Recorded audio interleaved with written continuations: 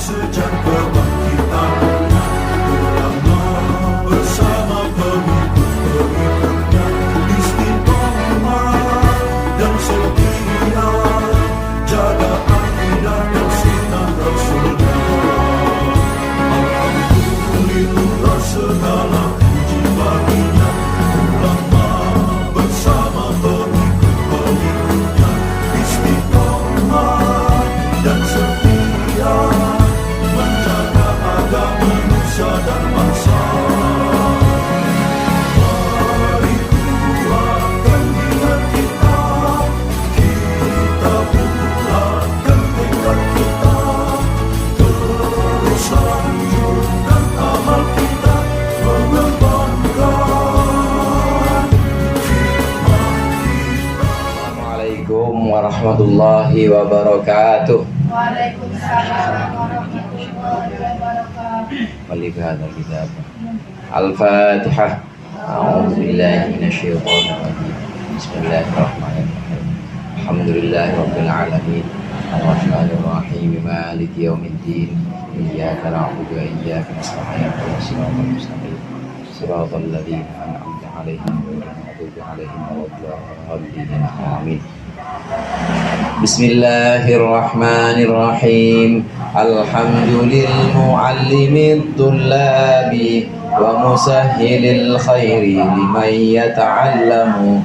Thumma as-salatu wassalamu 'alan nabi wa alihi wa sahbihi jayu'zamu. Ya Rabbana kaffir 'anna dhunubana wa walidina wa liman huwa muslimu. Nad'uka Allahumma ilman nafi'a min yawmina ilal hisabi yaqumu. Amin amin amin wa ya fattahu. Amin amin amin wa ya alimu. Alhamdulillah, alhamdulillahilladzi faqaha man arada lahul khaira fid din wa hadahu sabilal muhtadin. Wassalatu wassalamu ala sayyidil mursalin wa imamil muttaqin sayyidina Muhammadin wa alihi wa ashabihi wat tabi'in. Amma ba'd, fa inna ahsanal hadithi kitabullah wa khairul hadi hadi Muhammadin sallallahu alaihi wasallam wa syarrul umur muhdatsatuha wa kullu muhdatsatin bid'ah wa kullu bid'atin dhalalah. Segenap para ibu hajjah, para usadah, ibu-ibu hadirat jamaah Majelis Taklim Nurul Anam yang dirahmati oleh Allah. Alhamdulillah pada sore hari ini kita berkumpul kembali untuk melanjutkan pengajian rutin hari Rabu. Mudah-mudahan apa yang tadi sudah dibaca, apa yang akan kita pelajari menjadi sesuatu yang bermanfaat di dunia wal akhirah. Amin ya rabbal alamin. Pembahasan kita di bagian terakhir tentang tayamum.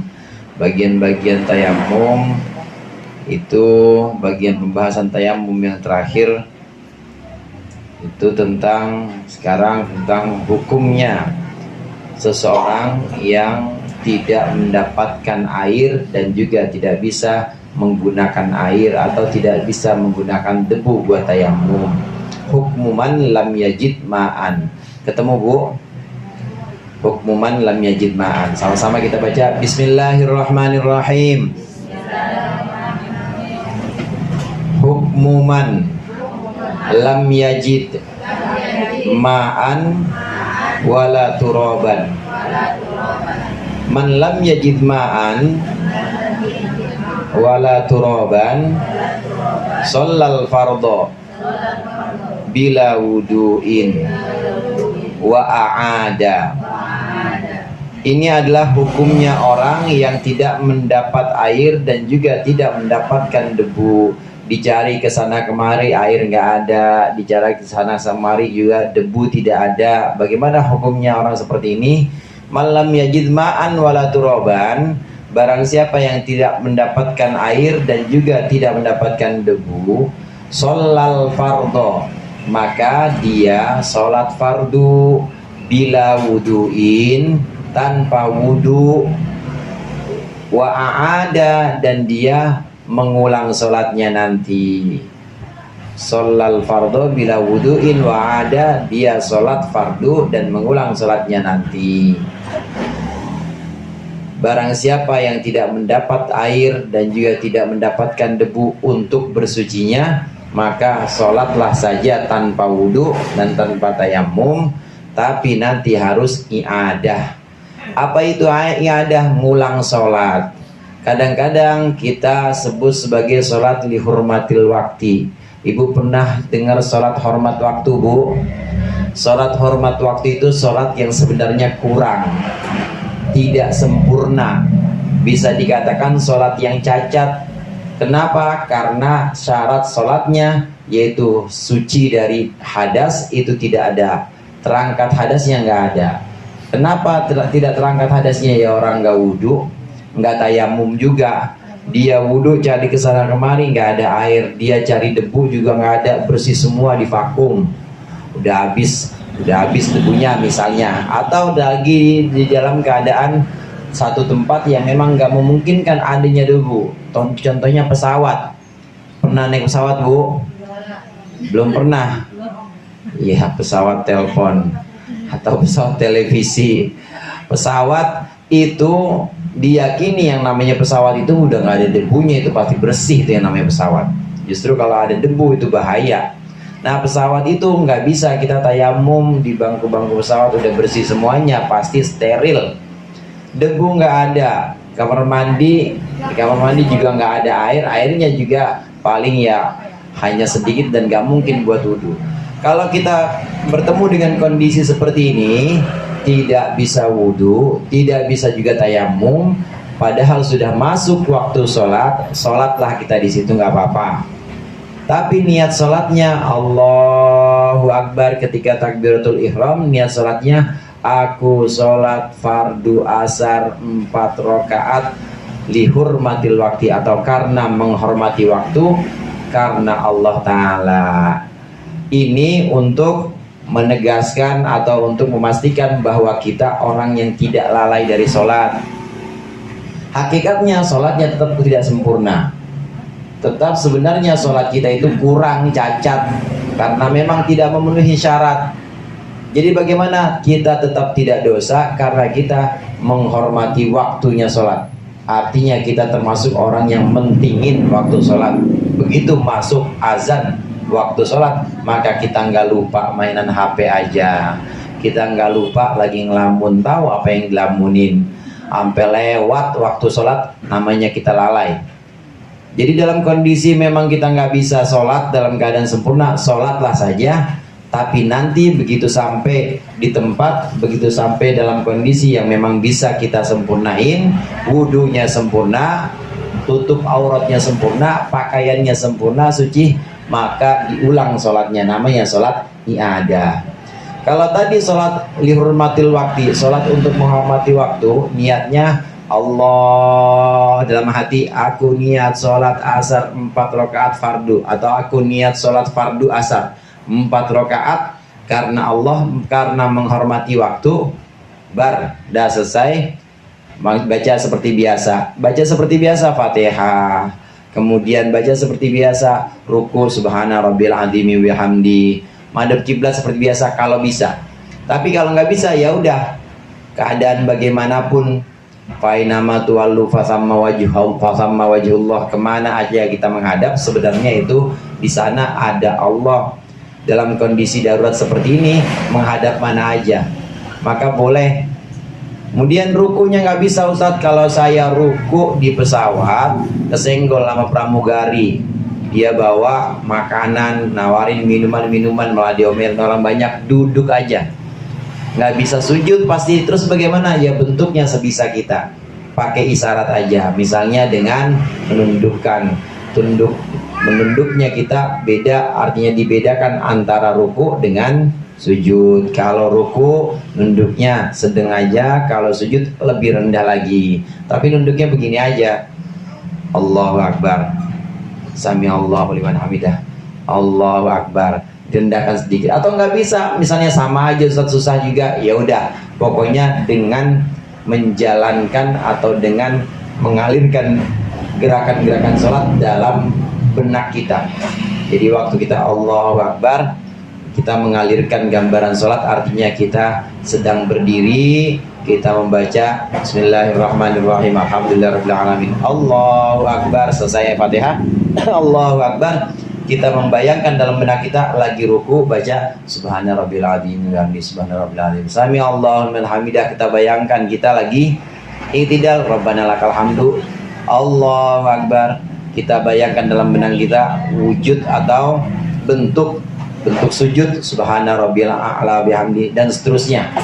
Itu mengalirkan bentuk sholat dalam benak kita sambil baca bacaan sholat sampai 4 rakaat kalau sholat zuhur, atau sampai 3 rakaat kalau sholat maghrib dan seterusnya.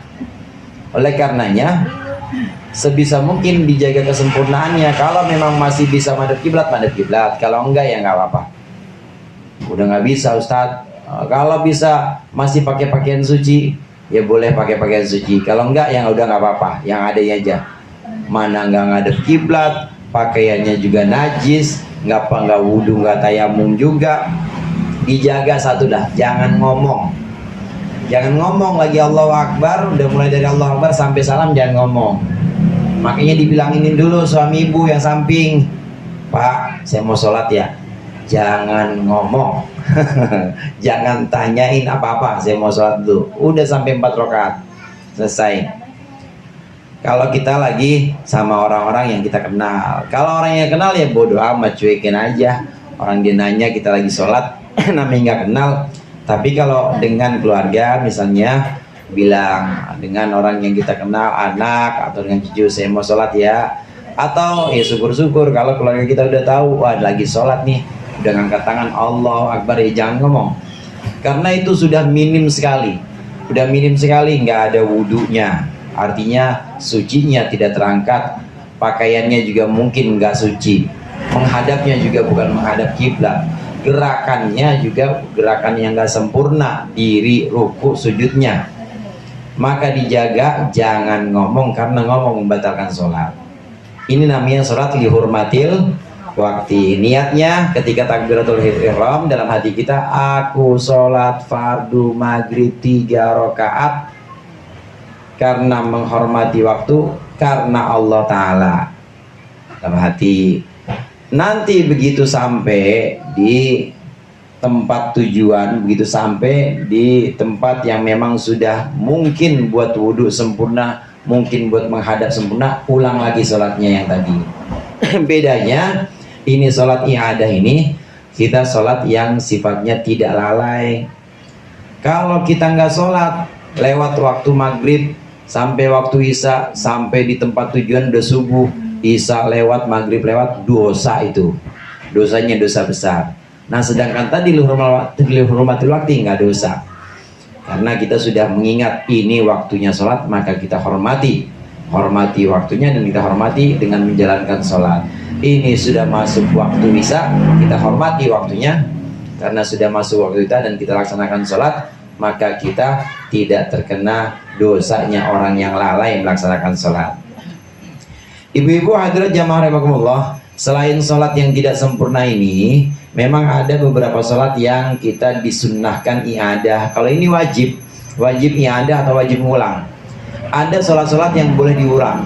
Di antaranya sholat yang sifatnya sholat yang kedua itu lebih sempurna dibanding sholat yang pertama.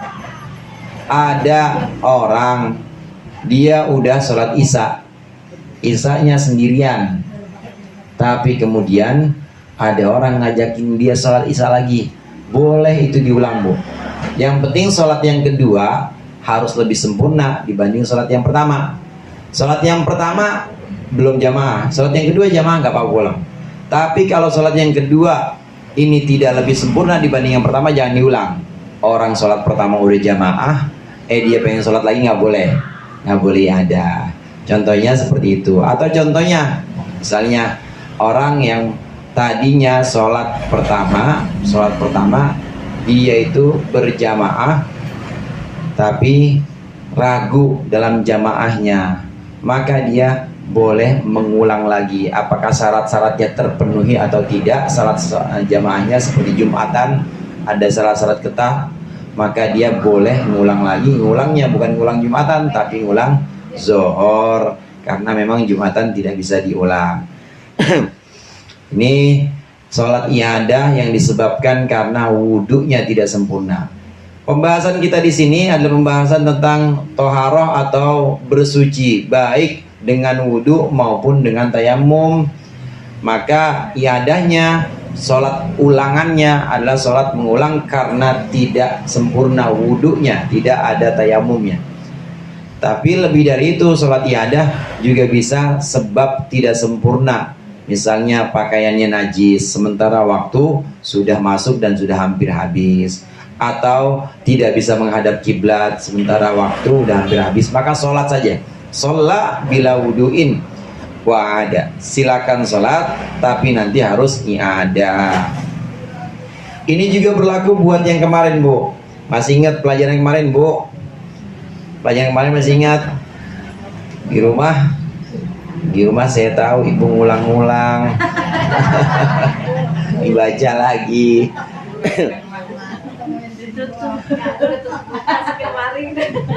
Kemarin itu kalau ada orang badan anggota wudhunya luka, ditutup dengan perban atau dengan penutup luka, nggak bisa kena air.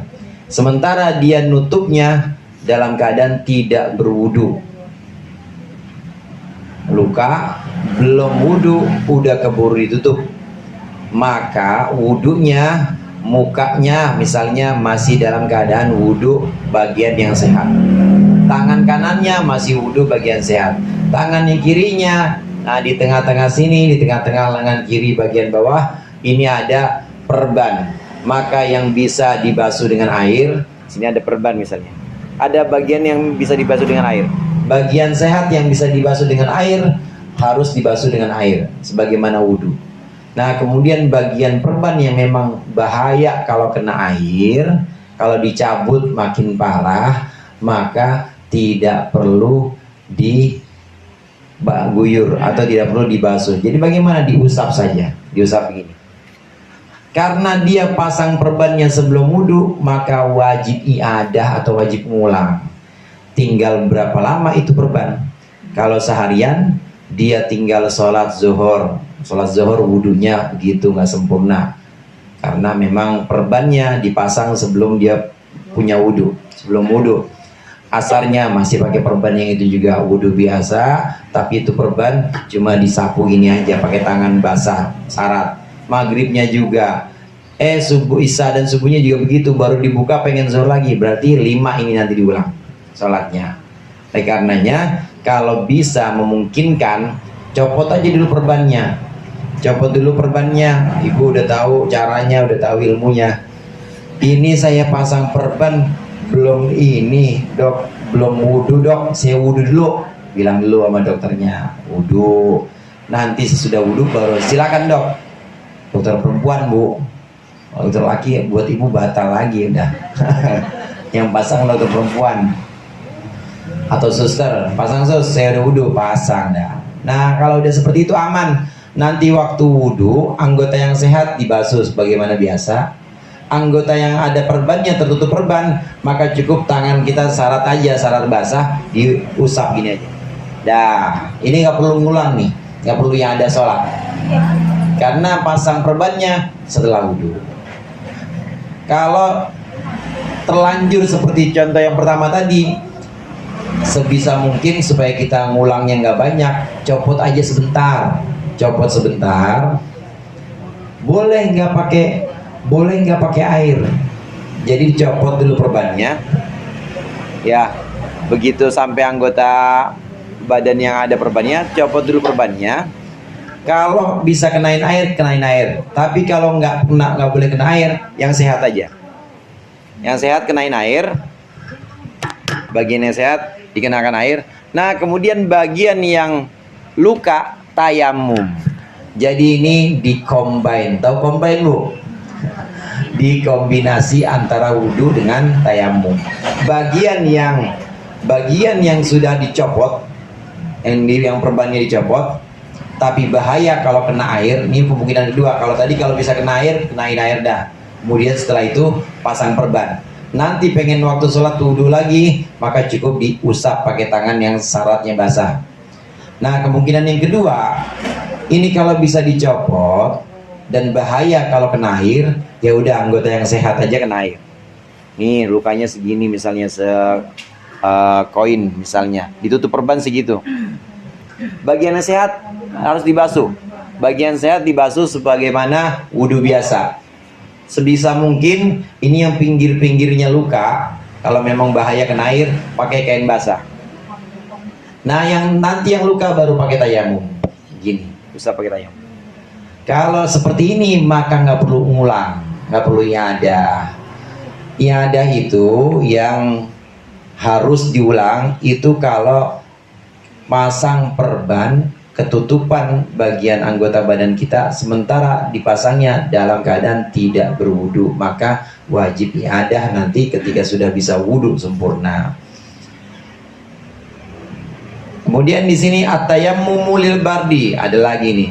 At-tayammumu, tayammum lil bardi karena dingin. Ya juzu boleh at-tayammumu lil bardi, bertayamum sebab dingin di dalam yajid al-mutayammimu, ketika orang yang tayamum tidak menemukan ma yusakhinu bihil ma'a, sesuatu yang bisa digunakan untuk menghangatkan air. Walam tanfa'hu, dan tidak memberikan efek manfaat, tidak memberikan manfaat tadfi'atu a'dha'ihi, menolak anggota badannya. Wa yajibu alaihi al-qada'u, dan wajiblah alaihi atas orang tersebut apa al-qada'u, qada atau bayar sholat. Tayamum itu boleh sebab tidak ada air. Kalau tidak ada air, tayamum aja, sholatnya nggak usah ngulang. Yang kedua, boleh sebab sakit. Boleh sebab sakit, emang nggak boleh kena air. Kalau kena air, maka kulitnya rontok semua. Boleh. Jadi gimana tayamum? Dan nggak usah ulang.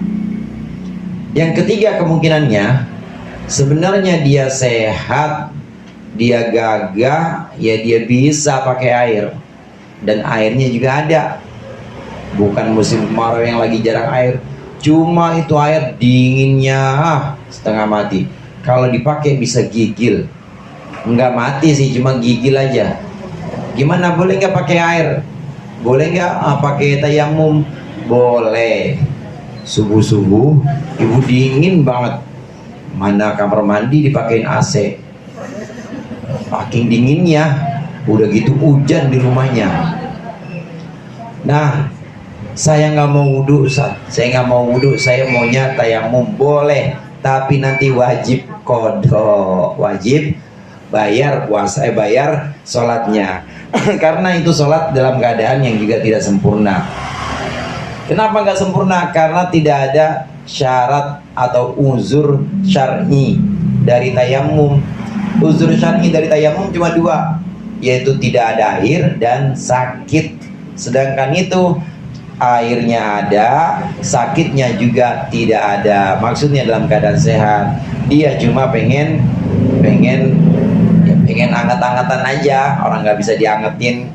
Maksudnya nggak bisa ditemukan lagi air yang hangat, air yang bisa lebih ramah buat kulit dia, maka dia tayamum, tapi wajib qada, wajib mengulang tayamumnya. Ini pernah dilakukan oleh para sahabat dan kemudian Rasulullah membolehkan, tapi memang wajib qada.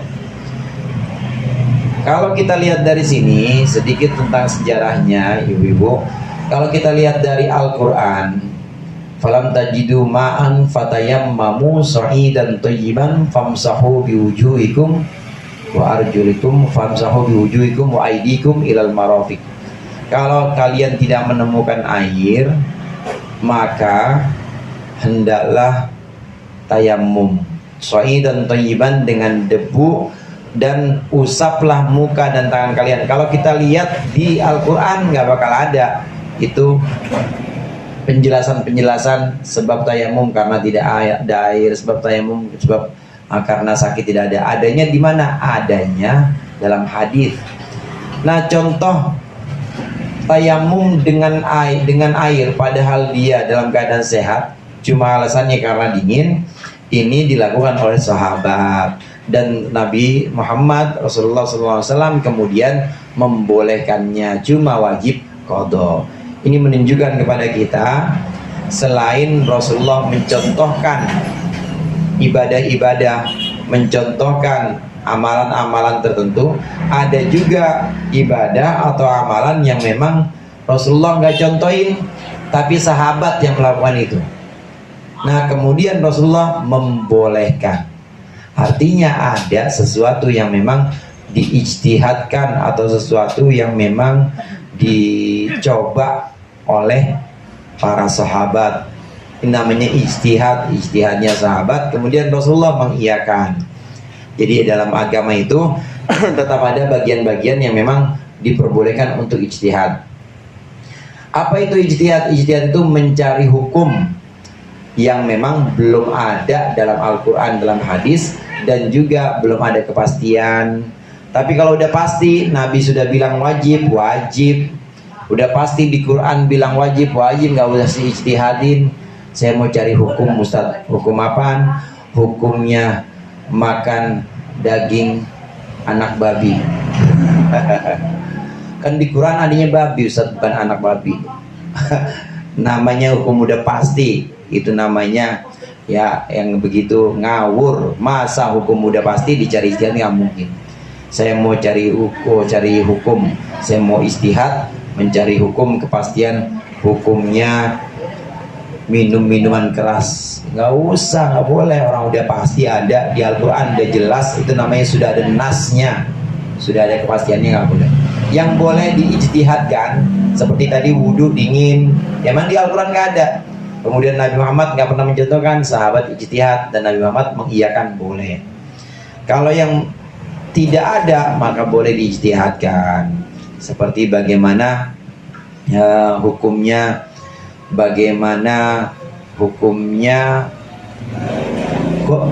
zakat, cuma zakat tidak dengan zakat fitrah, cuma zakat tidak dengan makanan pokok. Ibu tahu Nabi Muhammad makan pokoknya apa, Bu? Waktu itu orang-orang makan pokoknya apa? Gandum. Beras nggak ada di sono, rojo lele apalagi, petruk, terus ramos nggak ada, gandum.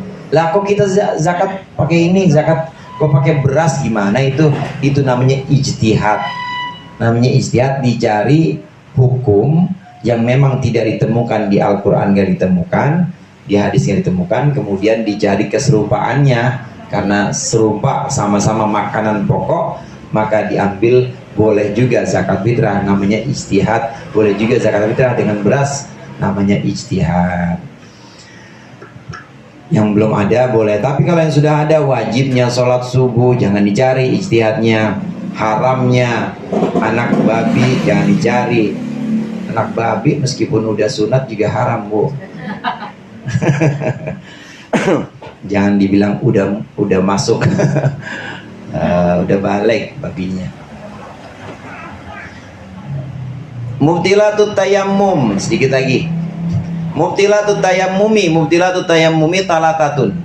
Yang membatalkan tayammum ada 3. Al awalu ma'abtolal wudu'a. 1.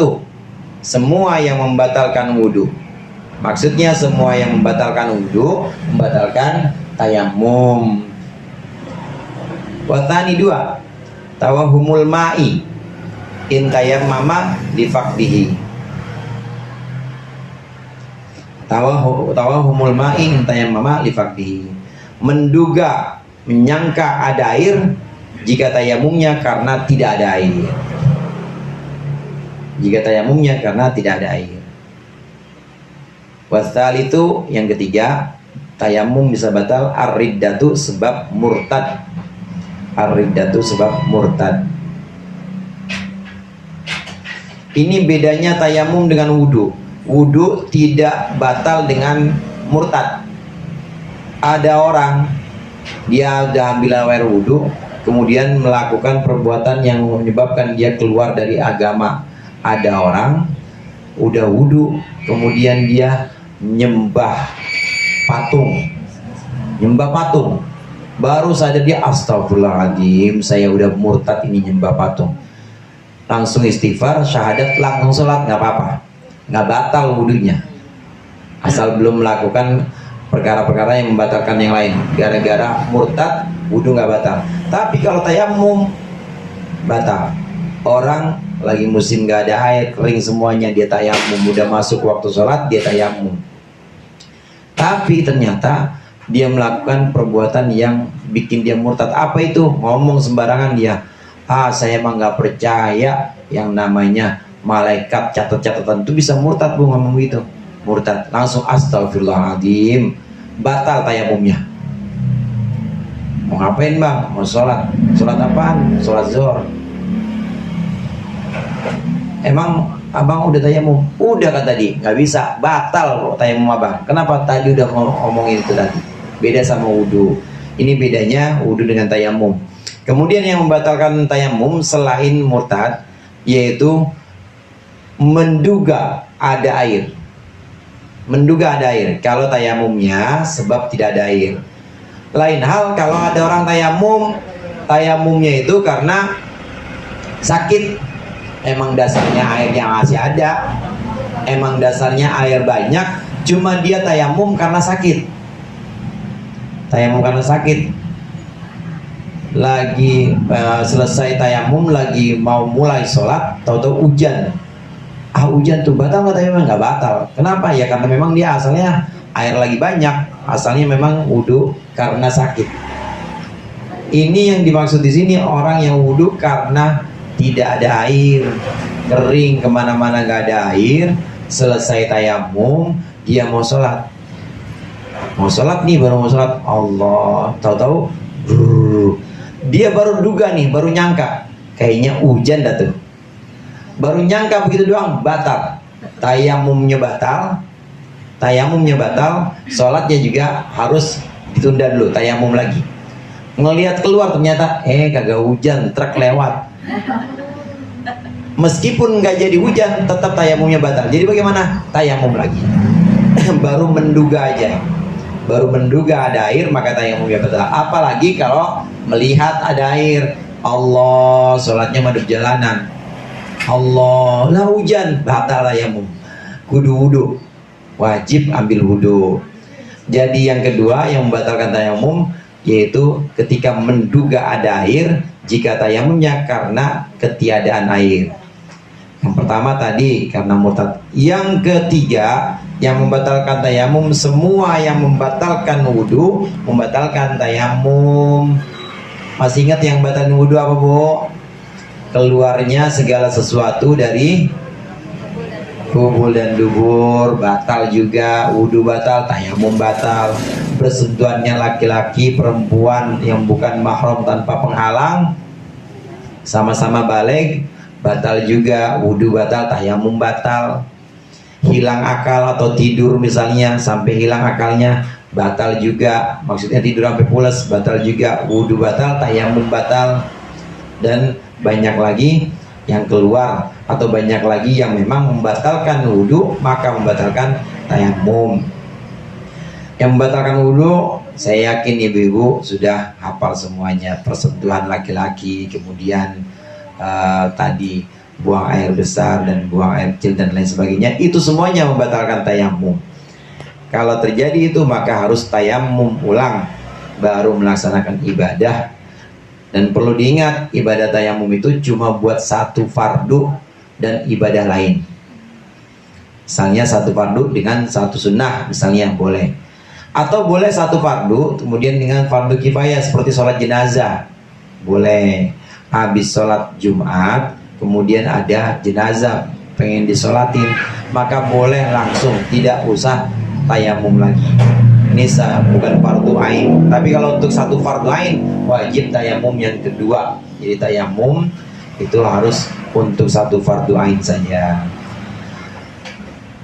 ad-darsus sabi fil haidi wan nifasi. Wallahu a'lam bishawab. Mudah-mudahan bermanfaat. Kurangnya saya maaf. Allahul muwaffiq ila aqwamit thoriq. Assalamualaikum warahmatullahi wabarakatuh.